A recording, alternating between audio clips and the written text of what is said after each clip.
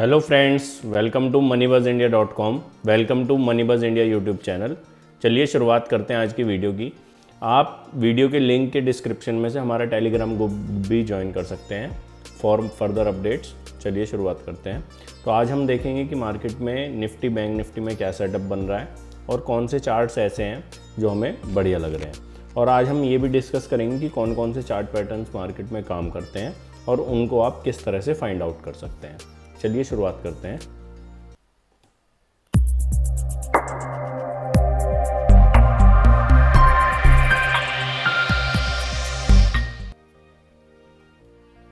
This is very important disclaimer on part of Moneybuzz team. Please read it carefully before starting the video. So let's begin for today. तो जैसा कि आप लोगों ने सुना होगा कि मार्केट में बहुत सारे तरीके के चार्ट पैटर्न्स होते हैं, लेकिन इतने सारे चार्ट पैटर्न में से कौन से चार्ट पैटर्न की एक्यूरेसी ज़्यादा होती है या कहाँ पे हमें वर्कआउट करना चाहिए, चार्ट्स पे कौन से चार्ट पैटर्न हम फाइंड आउट कर सकते हैं। तो यदि आप ये सब जानना चाहते हैं तो आप लर्निंग कॉर्नर में जाके how to trade chart patterns पर जा सकते हैं, या आप गूगल पर जाएंगे तो यहाँ पर भी आप डाल सकते हैं how to find chart patterns Moneybuzz India. तो यदि आप ये डालेंगे तो यहाँ पे डायरेक्ट आपको उस पेज पर ले जाएगा। यदि आप यहाँ पे इमेज में जा कर के देखेंगे तो यहाँ पे इमेज में भी आपको दिखा देगा कि किस तरीके के चार्ट पैटर्न्स यहाँ पे होते हैं, क्योंकि हम लोगों ने सभी तरीके के चार्ट पैटर्न कवर करके अपनी वेबसाइट पर डाल रखे हैं। तो चलिए शुरुआत करते हैं इसी टॉपिक के साथ में आज की वीडियो की, कि आप किस तरीके से चार्ट पैटर्न को ट्रेड कर सकते हैं। तो तीन तरीके के चार्ट पैटर्न यहाँ पे होते हैं। एक कंटिन्यूएशन में होते हैं। कंटिन्यूएशन मतलब जो भी ट्रेंड चल रहा है, यदि अब ट्रेंड चल रहा है तो उसी ट्रेंड को फॉलो करते हैं चार्ट्स, और यदि डाउन ट्रेंड चला तो डाउन ट्रेंड के लिए। एक होता है रिवर्सल, यदि ऊपर गया हुआ स्टॉक नीचे आने की तैयारी करता है, और एक होता है बायलैटरल, यानी कि कंसोलिडेशन में चल रहा है और फिर मूवमेंट वहाँ पे आता है। तो आप यहाँ पे पढ़ सकते हैं, इस पेज पे सभी तरीके के पैटर्न के बारे में आपको पढ़ने के लिए मिल जाएगा। नीचे आपको एग्जाम्पल भी मिल जाएंगे कि किस तरीके से आप यहाँ पे पैटर्न बनते हैं और कहाँ पे आप ढूंढ सकते हैं। यदि आप ट्रेडिंग टूल्स में देखेंगे तो ट्रेडिंग टूल्स में आपको ये ट्रेडिंग व्यू का लिंक भी मिल जाएगा, जहाँ से आप देख सकते हैं कि इस तरीके के चार्ट पैटर्न को आप चार्ट पे ऑटोमेटिकली कैसे फाइंड आउट कर सकते हैं। यानी कि आप एक इंडिकेटर के रूप में जो भी आप पैटर्न ढूंढना चाहते हैं उसको लगाइए और वहाँ पे चार्ट सर्च करते रहिए। चार्ट जैसे ही आप मूव ऑन करेंगे, जहाँ पे भी पैटर्न बन रहा होगा वो आपको ऑटोमेटिकली दिखा देगा कि कहाँ पे कौन सा पैटर्न बन रहा है। तो ये है, यहाँ से आप पढ़ सकते हैं। जैसे कि डबल टॉप बन रहा है, यहाँ पे आप देख सकते हैं, डबल बॉटम बन रहा है। हेड एंड शोल्डर पैटर्न क्या होता है उसके एग्जांपल भी यहाँ पे हमने डाले हैं। राउंडिंग बॉटम किस तरह से बनता है, कप एंड हैंडल पैटर्न क्या होता है, वेज किस तरीके से बनते हैं, फ्लैग किस तरह से बनते हैं, असेंडिंग ट्रायंगल क्या होता है, डिसेंडिंग ट्रायंगल क्या होता है, सिमेट्रिकल ट्रायंगल क्या होता है। तो ये सब आप देख सकते हैं। अब चलते हैं चार्ट्स पर और देखते हैं कि क्या घटित हो रहा है मार्केट में। तो सबसे पहले यदि बात करें बैंक निफ्टी की, तो बैंक निफ्टी की मंथली कैंडल रेड हो चुकी है। यदि वीकली की आप देखेंगे तो वीकली की कैंडल भी यहाँ पे जो है रेजिस्टेंस फेस करती हुई आपको दिखेगी, यानी कि 2 वीक से मार्केट में रेजिस्टेंस फेस हो रहा है। आप देखेंगे तो यहाँ पे रेजिस्टेंस क्लियरली दिखाई दे रहा है। तो अब हम इस चार्ट पर थोड़ा पीछे चलते हैं ये देखने के लिए कि ब्रेकआउट के बाद में यहाँ पे क्या हुआ है। तो ये देखिए, ये ब्रेकआउट का लेवल था, यहाँ से मार्केट नीचे आई है और नीचे आने के बाद में दोबारा से ऊपर गई है। यहाँ से 43,030 के आसपास अभी मार्केट चल रही है। यदि वन डे का चार्ट देखेंगे तो यहाँ पे बियरिश मूवमेंट के बाद में मार्केट ने थोड़ा सा नीचे आने के बाद में अपने को संभाला है। तो बैंक निफ्टी अभी भी काफ़ी बेहतर दिख रही है निफ्टी की अपेक्षा। तो यदि निफ्टी हम देखते हैं तो निफ्टी में देखिए, यदि हम बैंक निफ्टी में देखें तो 15 मिनट के चार्ट पर चलते हैं, जिससे कि हम मंडे का सेटअप ढूंढ पाएँ। तो मंडे में अभी यदि आप 15 मिनट के चार्ट पर देखेंगे और देखेंगे कि मंडे में क्या हो सकता है, तो मार्केट अभी एक रेंज में चल रहा है। यहाँ से हम बार बार नीचे बाउंस बैक कर रहे हैं 42,900 से ऊपर की तरफ 43,000 की तरफ में, और ऊपर से रेजिस्टेंस फेस हो रहा है 43,300 से हमें 43,400 की रेंज में।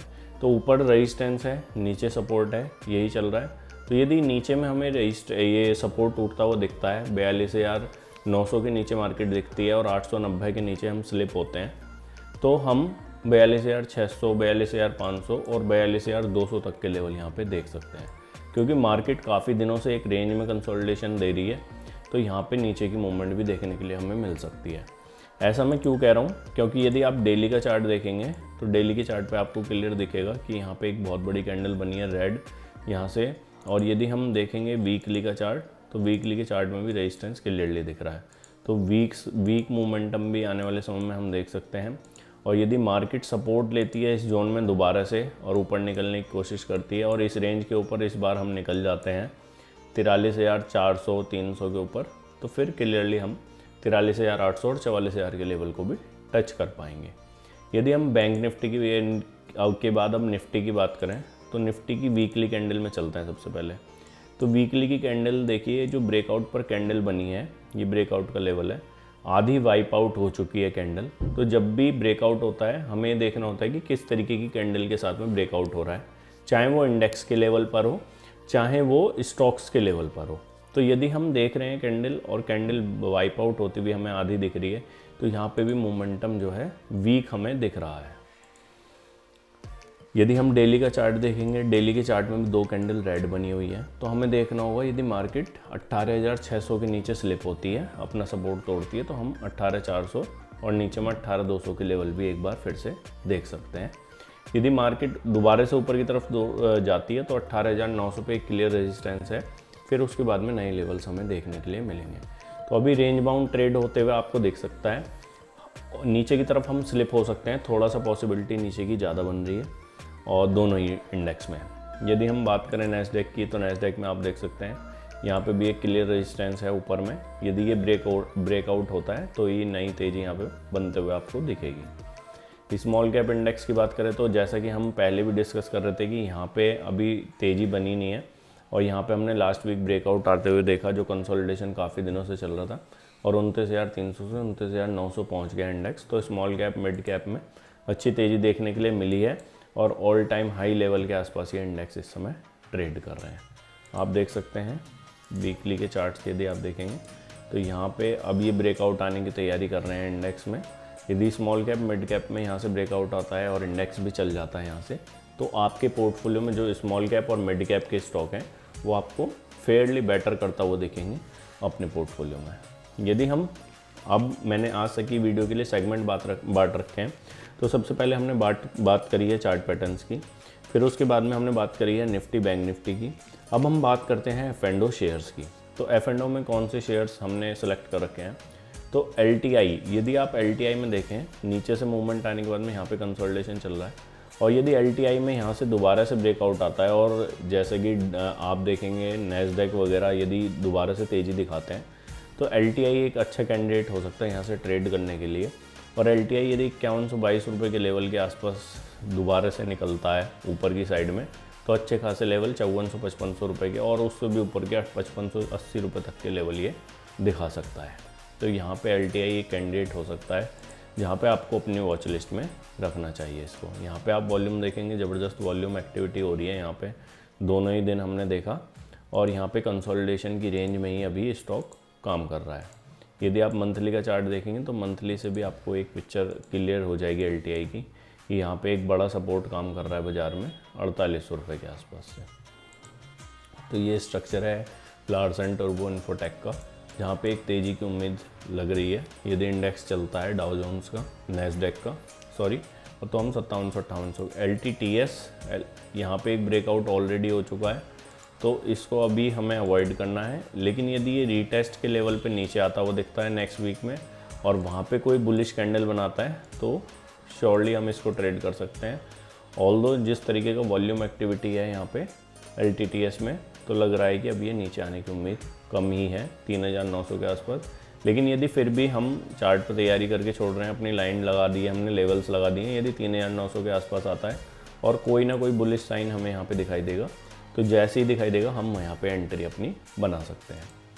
माइंड ट्री की बात करें तो माइंड ट्री में अभी वीकनेस चल रही है, यहाँ से ब्रेकआउट हुआ था लेकिन ब्रेकआउट के बाद में नीचे आ गया स्टॉक। आइशर मोटर्स ने काफ़ी वीक परफॉर्मेंस दी है यहाँ पे, और जो है देखिए आप जिस तरीके का कैंडल का स्ट्रक्चर है, वॉल्यूम्स हैं, तो ये वीक होता हुआ दिख रहा है और स्टॉक नीचे में आपको 100 रुपये की डाउन साइड और दिखा सकता है। अभी यदि वीकली में बात करें यहाँ पे, तो ब्रेकआउट का लेवल था इसका ये 3200 रुपये के आसपास, तो 3230 के जोन में स्टॉक आ सकता है दोबारा से।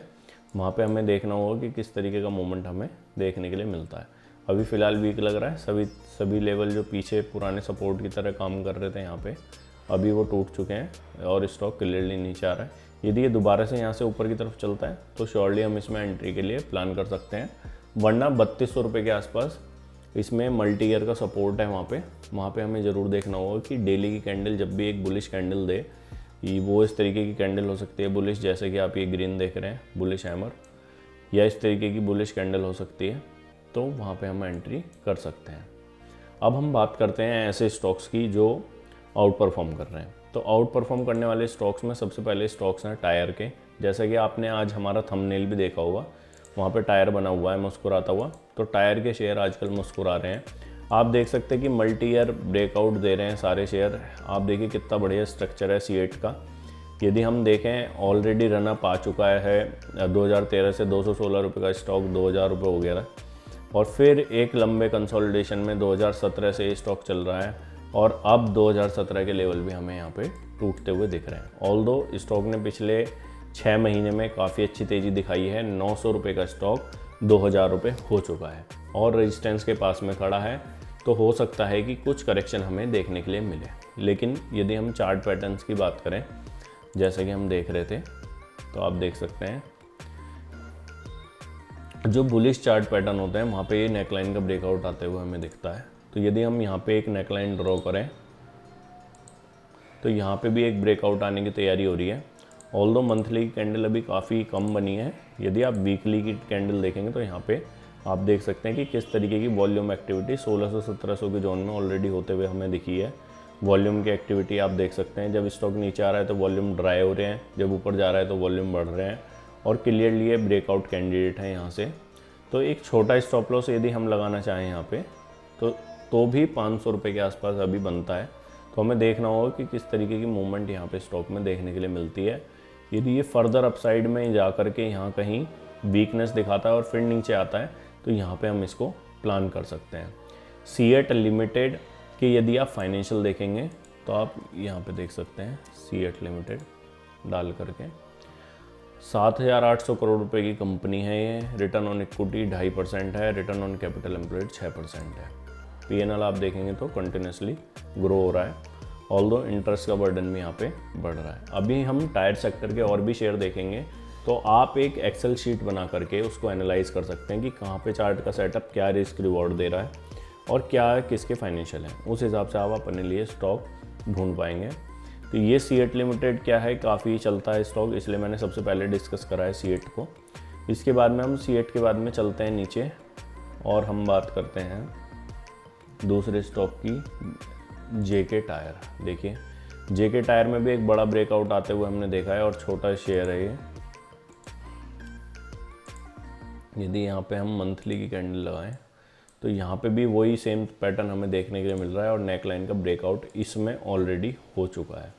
तो यहाँ पे ब्रेकआउट सक्सेसफुल हो चुका है, पुराने सभी लेवल स्टॉक तोड़ चुका है, 200 रुपये के आसपास चल रहा है। यदि ब्रेकआउट के बाद में स्टॉप लॉस लगाएं हम लास्ट मंथ की कैंडल का तो 165 रुपये के आसपास आता है, और यहाँ पे यदि फर्दर नीचे में ब्रेकआउट वो देखें तो 100 रुपये के आसपास सपोर्ट है। तो यहाँ पे भी 100% के आसपास है, यहाँ पे भी रिस्क रिवॉर्ड आपका फेवरेबल नहीं बनेगा। यदि आप ट्रेंड लाइन का टारगेट लगाएंगे, ट्रेंड लाइन से टारगेट निकालने की कोशिश करते हैं तो रेंज के बराबर में टारगेट निकालते हैं हम। तो यहाँ पे अपसाइड के लिए हमें 341 रुपये तक का मूवमेंट देखने के लिए मिल सकता है। लेकिन ऑल्दो जो स्टॉक है 100 रुपये से 200 रुपये की तेज़ी दिखा चुका है पिछले 5-6 महीने में, तो हम वेट करेंगे कि कुछ नीचे आए और कुछ मोमेंटम यहाँ पे हमें मिले देखने के लिए इस नेक लाइन के आसपास, तो हम यहाँ पे एंट्री कर सकते हैं। एक और स्टॉक मैंने अपोलो टायर,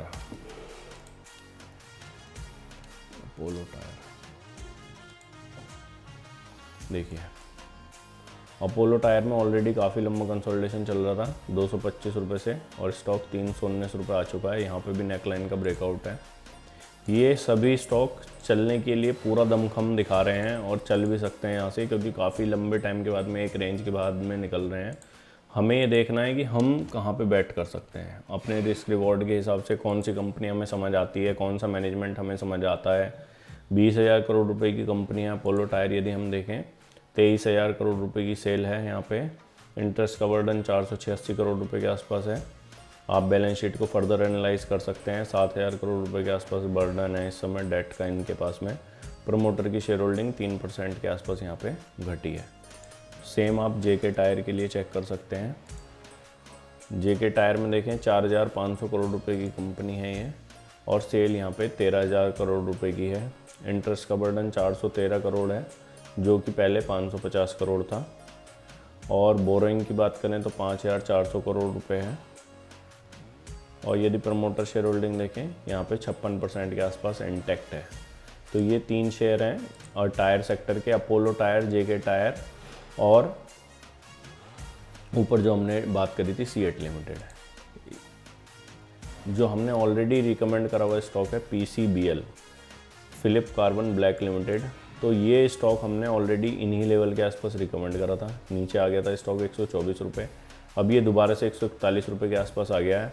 और ये भी उसी तरीके का मटेरियल सप्लाई करते हैं, फिलिप कार्बन ब्लैक लिमिटेड। यदि आप सर्च करेंगे जो टायर के शेयरों में लगता है, तो यदि आप इनडायरेक्टली प्ले करना चाहते हैं तो मेरी पिक रहेगी पीसीबीएल, क्योंकि मैं ऑलरेडी इसमें इन्वेस्टेड हूँ और मैंने पहले भी इसकी डाउन साइड देखी है। यहाँ से मैंने ब्रेकआउट पे इसको लिया था 140 रुपये के बाद में 2-3 महीने स्टॉक ने कंसोलिडेशन कर लिया है अब 122 के आसपास। और 122 के आसपास आने के बाद में अब स्टॉक ने दोबारा से ऊपर का मूव पकड़ा है और 140 रुपये के आसपास चल रहा है। तो मुझे लगता है कि यदि टायर के शेयर चलेंगे तो पीसीबीएल भी यहाँ से चलना चाहिए। ये लास्ट आप देख सकते हैं कि 12 सितंबर के आसपास हमने इसमें लॉन्ग बनाए थे। ये स्टॉक यहाँ से ऊपर भी गया था 153 के आसपास, उसके बाद में 121 रुपये नीचे आया है और 121 के बाद में कंटिन्यू 2 बार ट्राई करने के बाद में अब ये ऊपर निकलने की तैयारी कर रहा है। यदि यहाँ से स्टॉक नीचे आता है, नीचे आने के बाद में फिर से, तो यहाँ पे मेरी डाउन साइड काफ़ी कम है। यदि मैं देखूँ तो 20 रुपये का स्टॉप लॉस है यहाँ पे। और यदि टारगेट निकालूँ मैं इसके, तो टारगेट काफ़ी लंबे आते हैं, क्योंकि यदि रेंज कंसोलिडेशन मेथड से भी मैं टारगेट निकालूँ तो आप देख सकते हैं यहाँ से। और यदि हम इसमें यहाँ से टारगेट डालते हैं फिलिप कार्बन ब्लैक लिमिटेड में, तो टारगेट आते हैं 255 रुपये के। तो 144 रुपये का स्टॉक 255 जाने का दमखम दिखा सकता है 2 से 3-4 साल में, जो कि चार्ट सेटअप है। यहाँ पे बढ़िया कप एंड हैंडल पैटर्न बन रहा है, यहाँ पे ब्रेकआउट आने की तैयारी है। तो पीसीबीएल लिमिटेड भी आपकी एक वॉच लिस्ट में यहाँ से होना चाहिए। यदि हम बात करें और शेयर की जो नए आए हैं, देखिए ज्योति लैब ऑलरेडी हमने रिकमेंड करा हुआ है यहाँ पे अपनी पुरानी वीडियो में। यदि आप हमारी पुरानी वीडियो देखेंगे तो 170 के आसपास यहाँ पे ब्रेकआउट के आसपास इसको रिकमेंड करा था। वहाँ पे स्टॉक अंडर कंसोलिडेशन चलता रहा 1 महीने तक, और अब 170 रुपये का स्टॉक 210 रुपये हो गया। देखिए एफएमसीजी के स्टॉक जो हैं वो बहुत स्लो मूवमेंट करते हैं, लेकिन काफ़ी सेफ प्ले करते हैं।